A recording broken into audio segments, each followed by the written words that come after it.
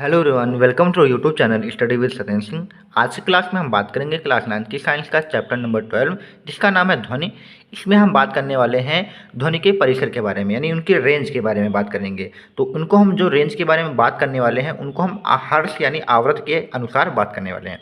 तो परिसर के आधार पर ध्वनि तरंगों का वर्गीकरण क्या है, इनके बारे में हम डिस्कस करते हैं। तो ये हमारे 3 टाइप के हैं। मेनली इसको हम 2 ही टाइप में पढ़ेंगे, लेकिन हमारे 3 टाइप के होते हैं। तो पहला टाइप यहाँ पे लिखा है कि सामान्य मानव जो होता है कान, जो हमारा सामान्य मानव का कान होता है, केवल उन तरंगों को सुन सकता है जिसकी आवृत्ति 20 हर्ट्ज से लेकर 20,000 हर्ट्ज तक होती है।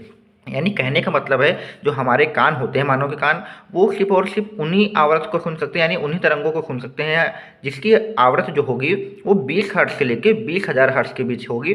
इसी के बीच की जो आवृत्ति होंगी उन्हीं को सामान्य जो मानव होगा उनके कान इनको सुन सकते हैं। और इन्हीं तरंगों को हम क्या कहते हैं, श्रव्य तरंगे या श्रव्य परिसर हम कह सकते हैं, कहते हैं। ठीक है, तो रेंज क्या है, याद रखना है 20 हर्ट्ज से लेकर कहाँ तक, 20 हर्ट्ज से लेकर 2000 हर्ट्ज तक, या फिर आप कह सकते हैं 20 हर्ट्ज से 20 किलो हर्ट्ज तक, क्योंकि 1000 को हम किलो में बदल देंगे। ठीक है, तो ये आपकी जो तरंगे हो जाएंगी इन्हें हम श्रव्य तरंगे कहते हैं। तो ध्यान रखना है, पहली रेंज हमने क्या बताई है, 20 से लेके 20,000 हर्ट्ज के बीच की जो तरंगे होंगी उन्हें हम श्रव्य तरंगे कहते हैं।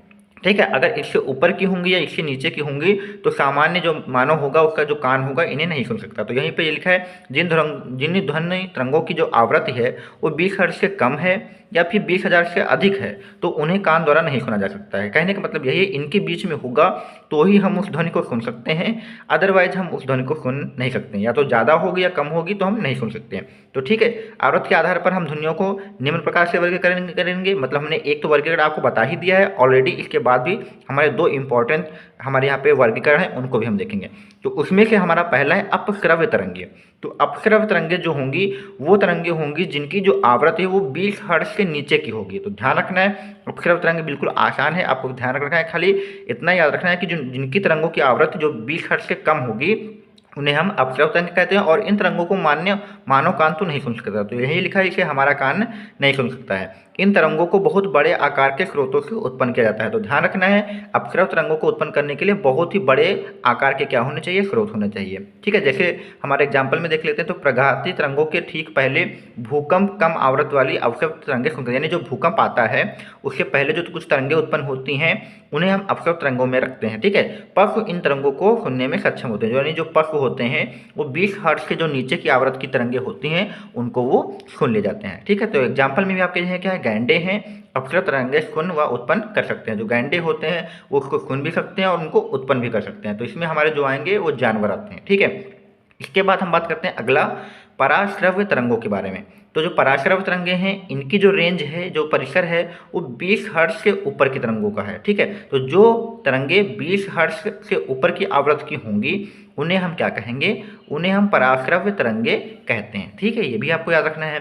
तो इन तरंगों से उत्पन्न प्रतिध्वनि को हमारे कान नहीं सुन सकते हैं, तो ये तो हमने आपको पहले ही बता दिया था, परंतु इनको विशेष उपकरणों से पहचान सकते हैं। मतलब ये ऐसी तरंगे हैं जिनको हमारे कान तो सुन नहीं सकते, लेकिन अगर इनको पहचानना है कि ये पराश्रव्य तरंगे हैं, यानी कि आवृत्ति बहुत अधिक है, तो पहचानने के लिए हमारे पास बहुत सारे उपकरण होंगे, उनके द्वारा हम इनको पहचान सकते हैं। चूँकि पराश्रव्य तरंगों की आवृत्ति बहुत अधिक होती है इसलिए इनकी भेदन क्षमता भी अधिक होगी। अब हम इनको क्यों पहचान सकते हैं, क्योंकि इनकी जो आवृत्ति है 20,000 हर्ट्ज से अधिक है, तो इसका मतलब है कि ये जो तरंगे होंगी किसी भी चीज़ को क्या कर सकती हैं, उसे भेद सकती हैं, यानी उसके आर पार जा सकती हैं। तो इसलिए हम इनको पहचान सकते हैं। तो ध्यान रखना है, इसका एक इंपॉर्टेंट पॉइंट है, ये जो तरंगे होंगी वो इनकी जो भेदन क्षमता, यानी किसी को अंदर जाना है या किसी को पार करना है, वो क्षमता अधिक होती है। ठीक है, तो ध्यान रखना। एग्जाम्पल में आपके क्या हो जाएंगे, पराश्रव्य तरंगों को जानवर जैसे चमगादड़ है, कुत्ता है, बिल्ली है, पक्षी हैं, कीड़े हैं, ये सब सुन सकते हैं और उनको उत्पन्न भी कर सकते हैं। ठीक है, तो ये इन तरंगों को सुन भी सकते हैं, हमने बता दिया। ठीक है, उत्पन्न भी कर सकते हैं, उनको सुन भी सकते हैं। तो एग्जाम्पल आपको विशेष तौर पर याद रखना है। अब हम यहाँ पे एक एग्जाम्पल समझेंगे चमगादड़ के बारे में। तो चमगादड़ जो होते हैं अपनी पराश्रव्य ध्वनि को जो उत्पन्न करते हैं उन्हीं के द्वारा अपना जो होता है टारगेट, यानी जो भी अपना शिकार होता है उसको पहचानते हैं। क्योंकि आपको पता है कि जो चमगादड़ होते हैं उनको जो उनकी जो आँखें होती हैं काफ़ी कमज़ोर होती हैं और वो अपने शिकार को नहीं देख सकती हैं। तो वो अपने शिकार को देखने यानी उसे महसूस करने के लिए पराश्रव्य तरंगों को उत्पन्न करते हैं, उसी के द्वारा देखते हैं। ठीक है, तो मैं आपको यही बताने वाला हूँ। तो देखिए आगे मैं आपको यहाँ पे चमगादड़ का एग्जाम्पल समझाता हूँ। तो पराश्रव तरंगे हमारे लिए काफ़ी इंपॉर्टेंट है, ये आपको ध्यान रखना है। तो चमगादड़ों की जो आंखें होती हैं वो काफ़ी कमज़ोर होती हैं, इसलिए ये अपने शिकार को नहीं देख सकते।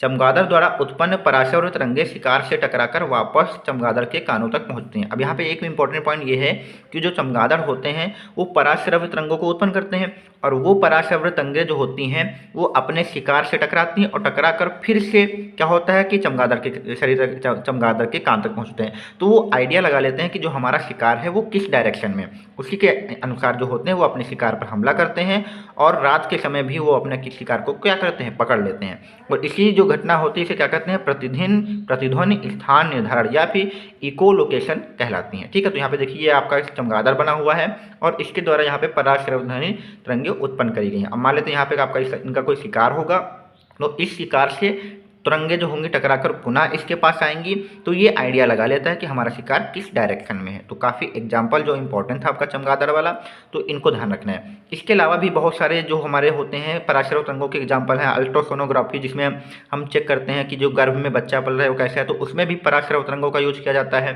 ठीक है, और भी हमारे जैसे मशीनें होती हैं, उनके कुलपुर्जे होते हैं जिसमें काफ़ी बारीकी कमियाँ होती हैं, उनको यहाँ पे चेक करने के लिए भी हम पराश्रव तरंगों का यूज करते हैं। तो आई होप आप लोगों को यहाँ पे जो श्रव्य परिसर है हमारे 3 प्रकार के होते हैं, श्रव्य तरंगे, अपश्रव्य तरंगे और पराश्रव तरंगे, ये अच्छे से समझ में आ गए होंगे। इनके एग्जाम्पल भी समझ गए होंगे, इनकी रेंज कहाँ तक होती है ये भी आपको समझ में आ गया होगा। तो वीडियो में आज के लिए